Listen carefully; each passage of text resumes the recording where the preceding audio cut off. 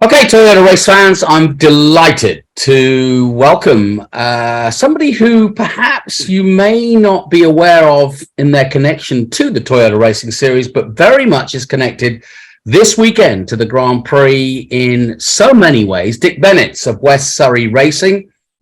Dick, I've met you before. You've been out to, obviously, your home of New Zealand, but you've been really the most successful, perhaps, with your exploits in both Formula 3 and touring cars. So welcome. And first and foremost, give me a bit of a background on how you got from New Zealand to the UK.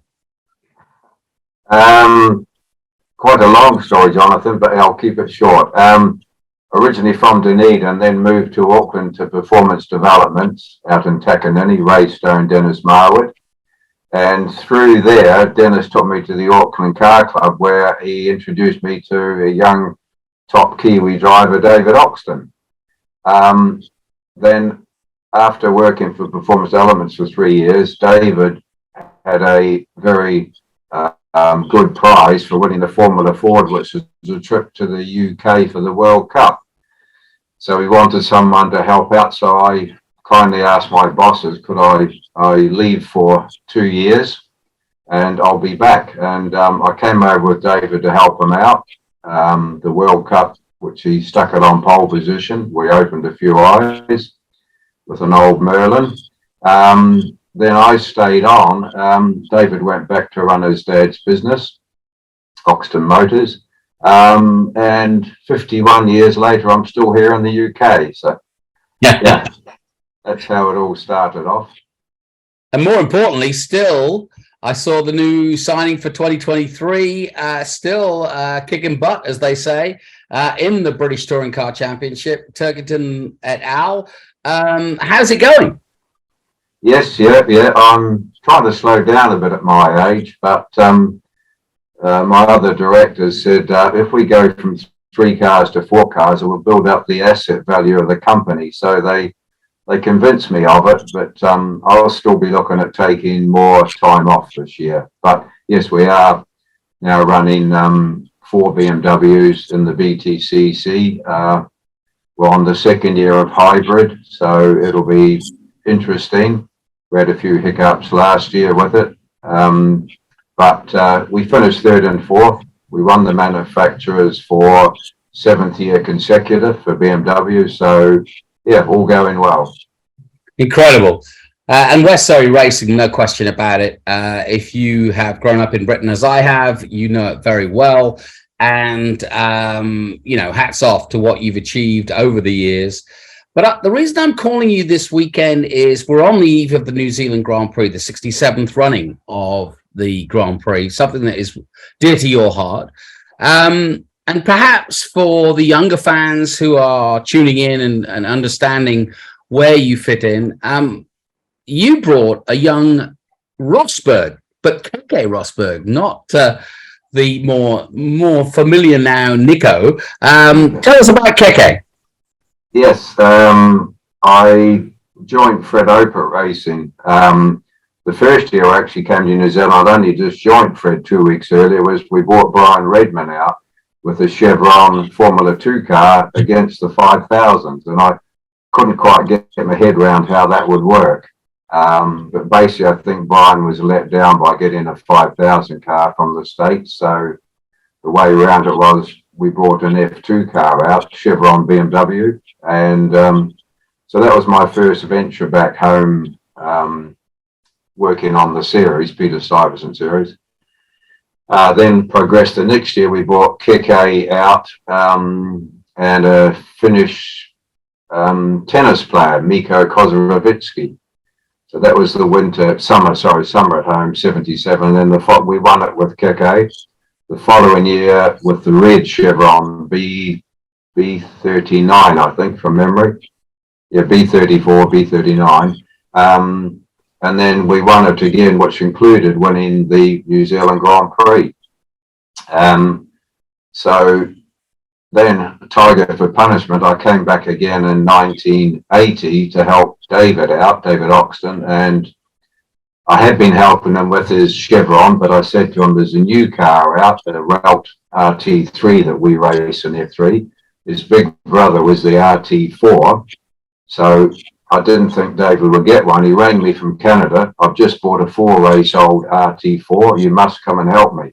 So I came home again for my working holiday and we won the championship again because the proper ground effect car. So, yeah, I do enjoy my trips home. Still do now, but I enjoy going to Highlands, close to my home territory, to Hampton and that sort of thing. We ran A1 GP at Taupo, so yeah, it's we'll be home, not home this January, obviously, but February, but we'll be home next January, February, but make sure we fit in a couple of race meetings. Well, you mentioned Brian Redman. That is something very close to my heart. Brian is effectively my godfather and actually my dad's best man. So I've grown up, my whole racing career has all been about Brian Redman. And effectively, the reason I got into motor racing was because I followed Brian and my father followed Brian. And we are, as families, close to. I was James's best man, et cetera, et cetera. Right. So I know Brian very well. I have to say, the only time I've ever spoken to anybody about Brian in New Zealand was Kenny Smith, because obviously he raced him in that Chevron. Yes. Instead of Pukekohe, he went straight on and never saw him again. But tell me more about that, because Brian obviously is on the wall at Taratonga and is one of the greats still alive today. But must have been a thrill to run him. I ran him, so I ran into him down at the Goodwood Festival of Speed about 2 or 3 years ago and had a good chat to him. So yeah, no, really nice guy. I was a bit puzzled at first because when we arrived there, the car was complete, BMW 2-litre F2 engine, but there was 4 spare engines. I thought we're only there for 4 or 5 weekends, but it turned out Fred Oper must have done a deal with BMW to test their development engines while it's summer in New Zealand and winter in Europe. So we kept on getting phone calls after a race, change that engine to this one. I thought, oh, there's nothing wrong with that engine. It's going well. So we learned later that it was a development program for BMW Munich. So no, it was a great time. It's always hard work doing racing every consecutive weekend. But yeah, Formula 2 car against a 5000 was a bit difficult, but in the winter, that was fantastic. And Brian, really good, down-to-earth guy. Of course, I spent quite a bit of time up at the Chevron factory when I worked for Fred up in Bolton, Lancashire. So I had to learn to understand their language up there at the start. I couldn't understand. They couldn't understand the Kiwi. So it was a good time was had. Yes, understanding Lancashire is a whole different ballgame. I can understand that fully. Well, listen, just give us perspective, Dick. It's the New Zealand Grand Prix. It's the 67th running this weekend at Hampton Downs. Just tell some of these 15, 16, 17-year-olds what this means. Yeah, it's... as you say, one of the reasons I'm more interested this year is the young lad, 19-year-old Louis Foster. And I've known Louis since he was about 8 years old, because his dad, Nick, drove for us for 4 years, 2011 through to 14. So Nick raced a normally aspirated BMW E90, FIA World Touring Car spec. Then we switched to turbos 2012 in getting ready for the new BTCC NGTC rules. Then we switched to a brand new F21, the 125i BMW, and Nick drove for us for 2 years with that. So Louis was like just knee high to a grasshopper then. He was a young lad following Dad along.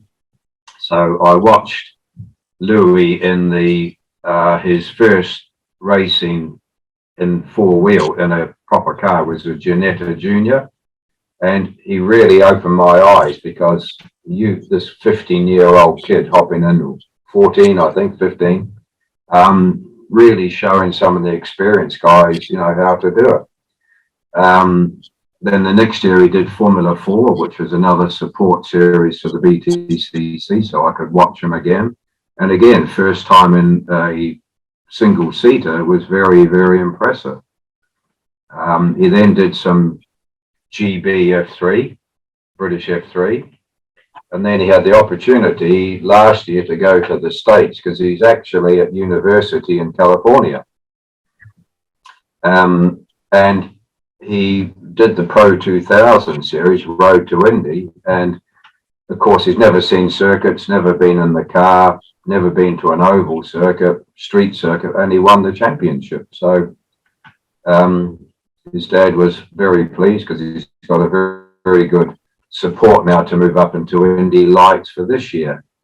But also another interesting point is Nick's other son, Harry, who Louis wants to be a racing driver. Harry's not too bothered.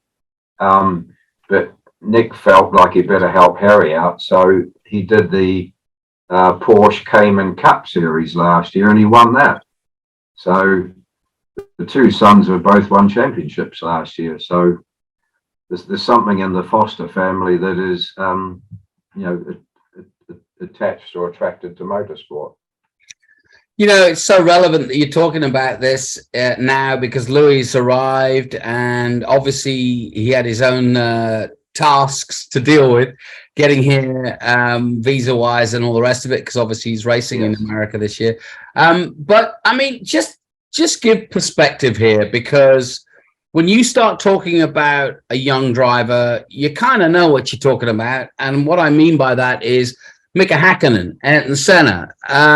These are guys you've run. Tell us a little bit more about that and also why you see Louis as being in that vein.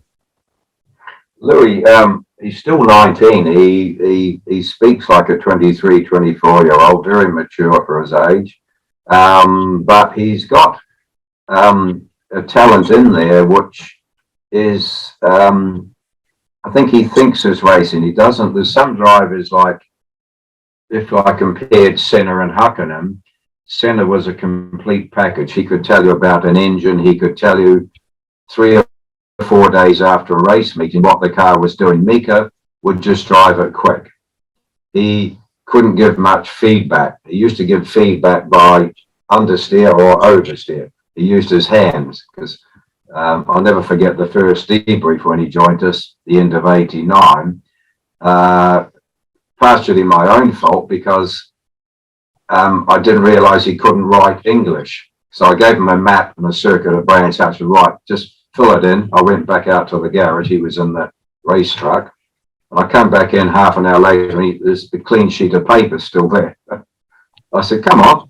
And he said, oh, could you fill it in for me? So I felt sorry, but it was like paddock bend, a bit of understeer, up to Druids, understeer, bit of oversteer. So it was all done, but his pure talent, raw ability of Mika was, I would say, as good as Ayrton.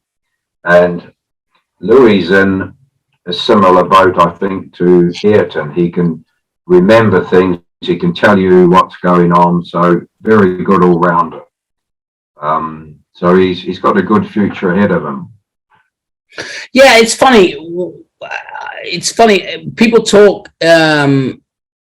I remember meeting Ayrton in his Formula One days, and by then he was this 3-time world champion, and everybody looked at him like some, motor racing god in a good way. But back when he was a raw Formula 3 driver, I mean, what are the things that you noticed, understood about him that made him stand out? His raw talent, his first ever test with us was in our 82 car, Kiki Mansilla's Ralt RT3.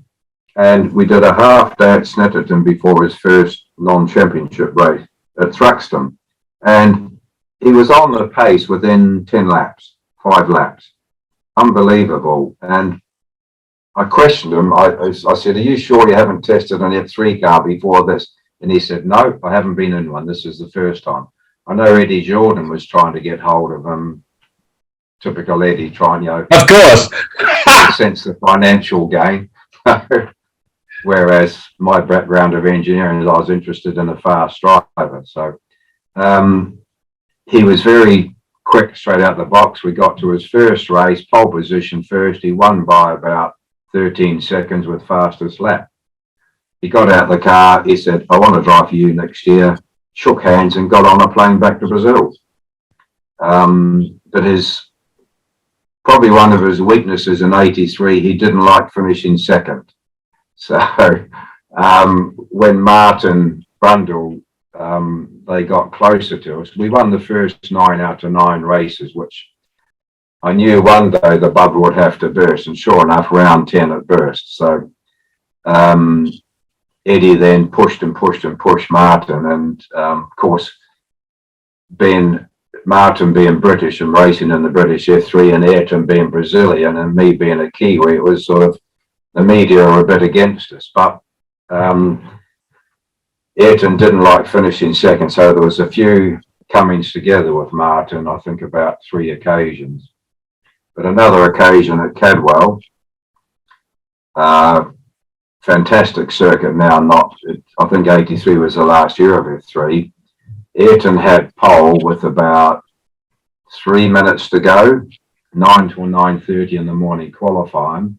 He come in, he said, I can go a lot quicker, I've got a bit too much understeer. So I didn't have time to make a big change, so I just cranked half a degree of front wing, and I said, go, you only got 1.5 minutes left.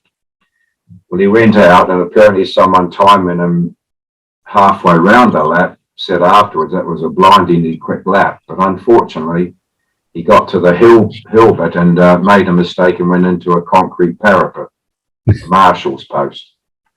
The marshal jumped off and tried and broke his leg, and Ayrton got out, and of course the Ralph RT3 was aluminium chassis, and it was shortened by about a foot.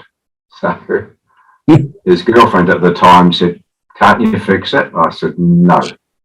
So I was back in our local pub in Shepparton at 2 p.m. on race day, and my mates are going, I thought you were racing. I said, well, I'm pole anyway. So we're on pole position, but didn't start the race. So I think Ayrton obviously was his breakout internationally was obviously Macau. I've done Macau Grand Prix for many years, and for Formula 3 drivers, that is, if you like, the Mecca. He was there with Gerhard in '83, the same year. Tell us a little bit about that, because I think that, to me anyway, I'm just interested. That must have been a special time. That was incredible. That was, to me, okay, we won the British F3, a close finish. We ran number 1 all year. I started the season with number 11, being confident we'd take off one of the 11s and be number 1. So we did that all year, but Martin got ahead in points because the British F3, you change your number to your championship position. So I had to go and buy a number 2 for the final round at Thruxton. So 50p later, I was annoyed. But straight after we won the championship, I pulled the number 2 up and put a number 1 back on. But going to Macau, Ayrton did a fantastic job, because he'd actually been testing a Brabham Formula 1 car in Paul Ricard on the Wednesday before Macau. So he arrived, or Tuesday, he arrived in Macau Wednesday night, the flight straight from Paris, from Ricard to Paris to Hong Kong, ferry across to Macau. And he went out on Thursday. So this was the first ever F3 race at Macau. So everyone was new. We're on Yokohama tyres. We ran on Avon in the UK Championship. And he went out and stuck it on pole position. And like everyone had been, all the drivers had been there a week, walking around the circuit, making notes, walking around in reverse to see all the altitude, the angle changes, cambers. And this young lad goes out, bang, pole position. Those days we didn't race on the Saturday, so he went out Friday night apparently. I didn't know about it till later. He was supposed to have a debrief Saturday lunchtime. He turned up at the garage, Theodore's garage. We were based up the top of the circuit, about 5 o'clock Saturday. And I said, where have you been? He said, I don't feel that well. So I said, we've done the car, we've prepared the car, I've made a couple of changes, that's it. Oh, we can talk. I said, no, too late. The guys are finished now. They've prepared the car, the cover's back over it. So he never told me the truth, but I found later, I think Murray Taylor might be able to tell you a story about it. Murray was at Macau.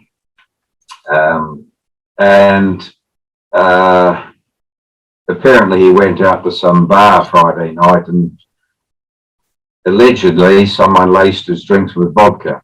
So, he won race one. He won heat one, and we sat and debriefed for about a minute, and he said, I've got to go back to the hotel and have a sleep. And I said, well, what have we changed on the go? He said, no, just leave it. He said, the car's good. So we went back to the hotel, Mandarin Oriental, and he slept for 2 or 3 hours, came back, popped in for heat two, went out and won it. So just unbelievable. So yeah, that was to me was a better event than winning the British F3. I'll bet, no question about it. I mean, Macau is, I know, one of the hardest racetracks in the world. So to be able to achieve that is incredible. Yeah, we did the similar in 1990 with Mika Hakkinen, but Mika got pole, won heat one. Mika didn't quite understand it was a 2 heats, but it was an aggregate. You add the 2 heats together. So I explained to Mika before race one, win by the safest margin you can. So actually starting the last lap of heat one, he had a 4-second lead and over Michael Schumacher. I said, right, all you have to do in heat two, if he does slipstream past you, but sorry, he finished the race only 1.5 seconds ahead. And I said, why did you slow down? Oh, I have a big lead. I said, well, 4 seconds was much better than 1.5. So I said, right, for heat two, all you have to do is stay with, if Michael does pass you, you only have to stay within 1 second of him and you've won the Macau Grand Prix. Okay, he said. So I said, you've got, just don't pass, just stick within 1 second of him. So he did that. Sure enough, about lap 3 or 4, Michael slipstream past him. Mika sat 1 second behind, and then starting the last lap, they went out of our sight, and then there was a big cheer from the crowd. So, something's happened. So we didn't have a TV on the pits downstairs, so I ran upstairs to watch a TV screen, and here is Mika in the Armco. So he had tried passing Michael, but Michael moved a bit, and they touched, 130 odd mile an hour, and we had one written off Ralph chassis instead of celebrating.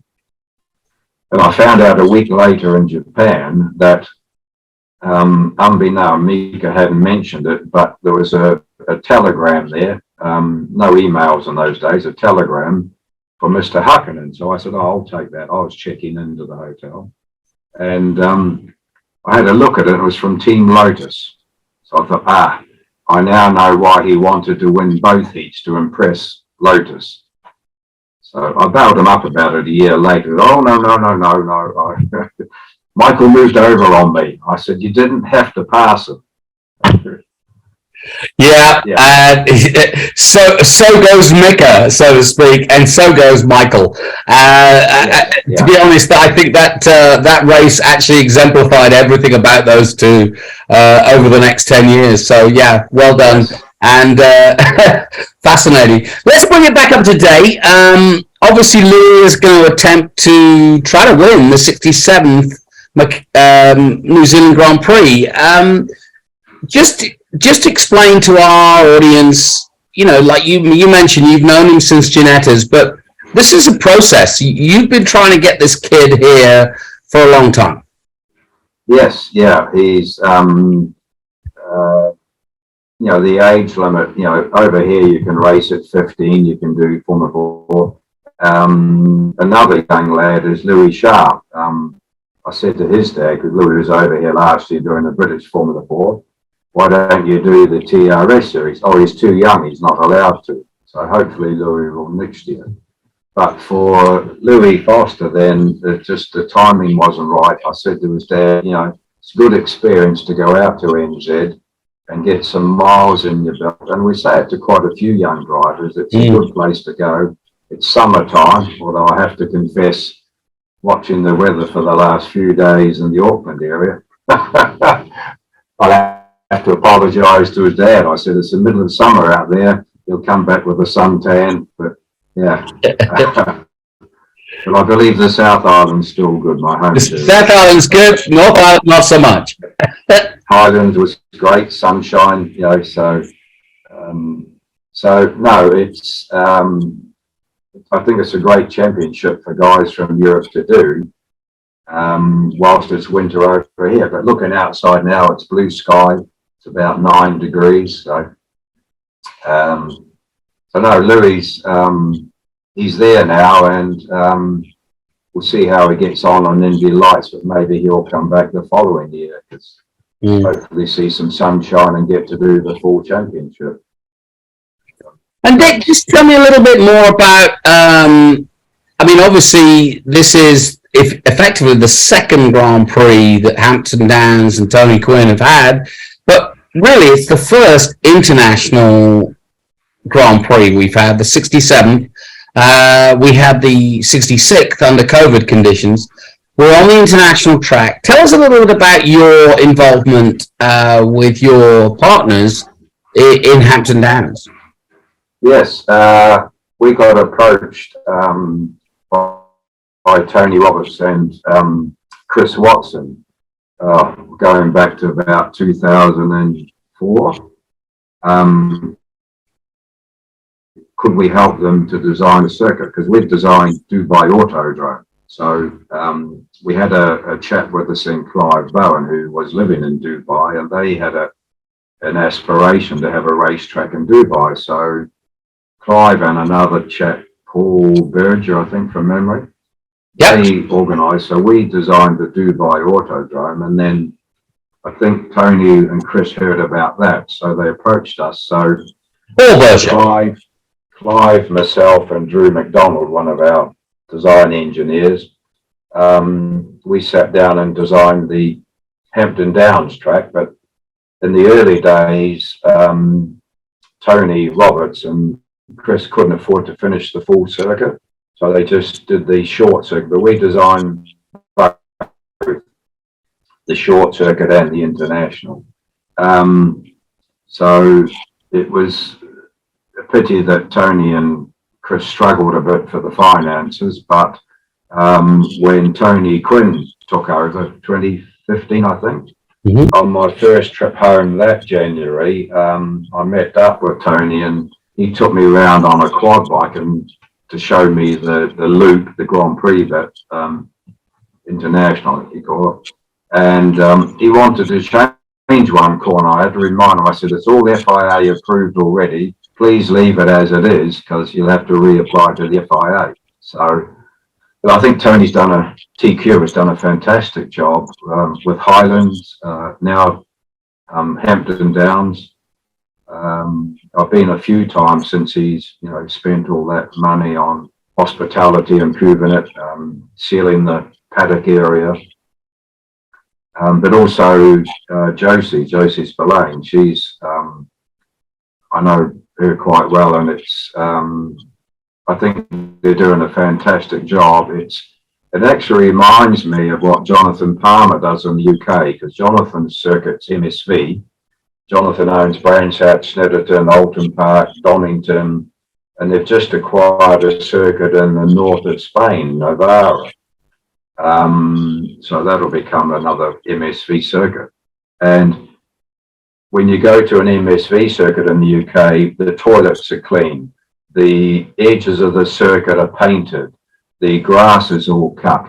And I'll never forget being in the VIP lounge at Highlands, and Tony Quinn said, I'm off home now. So he left home, and then I think Josie said to me, have a look outside. I looked down, and here is Tony out on a lawnmower, mowing the lawn at 6:30 at night before the race weekend. So it's that love of motorsport and passion, which I think is, fantastic for New Zealand. No question about it. You're absolutely right. Highlands was superb. I think Hampton Downs. I guess finally, Dick, I don't doubt that you'll be tuning in for the 67th running of the New Zealand Grand Prix. A pretty special one for you with Louis, with all your history with Keke Rosberg, and just generally speaking, being a Kiwi and seeing it succeed. Yeah, I see there's a few Kiwis coming in just to do this weekend to try and win it. So it'll be a bit harder for Louis, I think, because I think at Manfield there was 16 cars. The first 2 rounds, 13, but this weekend now I read there's 20 cars. So hopefully the weather plays into it. I know Louis would like it to be wet, so he might be lucky. But also it's a fantastic event to actually have it as a Grand Prix in New Zealand, and I just hope Louis does well. But basically, good luck to all of them. And it's you could probably explain, Jonathan. They normally had qualifying for the feature race on Sunday morning, but I saw the timetable and I couldn't see any qualifying on the Sunday. Yeah, they're going to do a Formula One style qualifying, which is they're going to do an elimination, exactly like Formula One, which is they're going to do Q1 and then eliminate the bottom 8 and so on and so forth. So there'll be one qualifying session, and that will go on to decide both the first grid and the Grand Prix. Oh, okay, right, yes, yeah, Q1, Q2, or Q3, whatever. Yeah, so. Oh, okay. Because I have been getting 2 or 3 o'clock in the morning texts from Murray Taylor, from David Oxton, little video clips sent to me. So yeah, it's I'll be doing the same this weekend. And finally, Dick, I mean, you've done your motor racing, you've seen some of the best, but it's pretty cool that we've got the son of a Formula One driver in Charlie Wirtz up against a typical Kiwi, who you're very familiar with, I'm sure, in terms of character, Callum Hedge. Some things change and some things don't.